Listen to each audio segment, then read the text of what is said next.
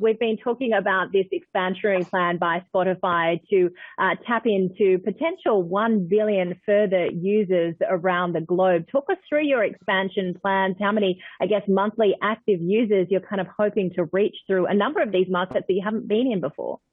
Yeah, thank you so much. It's a very exciting time for us. This is our broadest market expansion to date. It's really part of our ongoing commitment to building a truly borderless audio ecosystem across all of the world in reality. And Asia has been a very exciting region for us for many years. We've seen strong growth coming out of Indonesia, Philippines, India, and Thailand, and opening up all of these 80 markets, many of which are across the Asia Pacific region. We think that's going to be a strong user growth play for us for many years to come.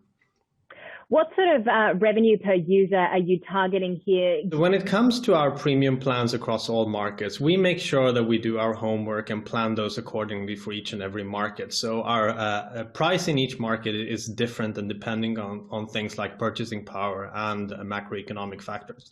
So the launch price for premium across markets like Pakistan and Sri Lanka are about $2 to $3, while in established markets like Singapore, it's close to $8 and in Australia, close to $10. So we do believe that ARPU will be slightly lower across most of these markets. These are emerging markets with young online savvy populations.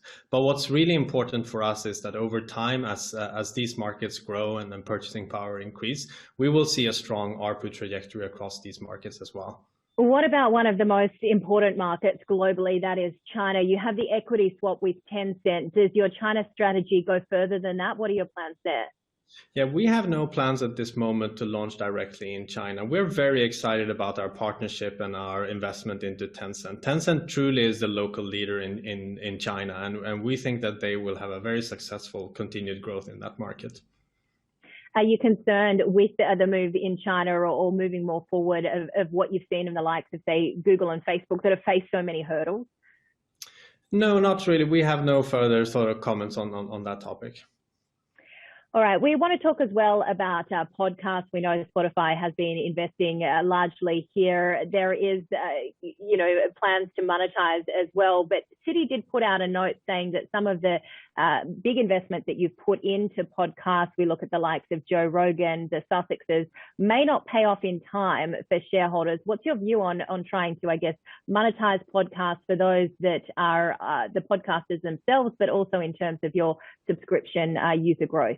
We are really excited about our venture into podcasts. We see a strong demand from consumers to gobble up and eat up all the podcast content that we are providing on our service. And when it comes to some of the biggest podcast moves that we've done to date across The Ringer, Joe Rogan, and The Renegade with Obama, and we just launched a new podcast the other day with Barack Obama and Bruce Springsteen.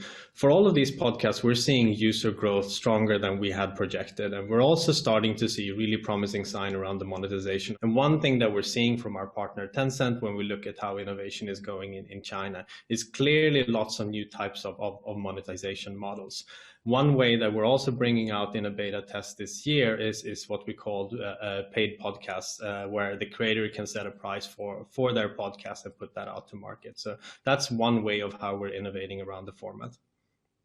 Clubhouse gaining a lot of traction. Do you have any concerns that people using that platform are switching away from your platform to listen to some of these conversations?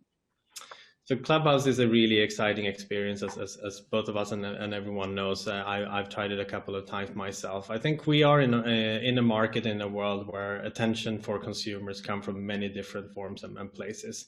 As long as we stay focused on building an amazing experience across the verticals where we are in, we're really excited about the user traction that we see from that.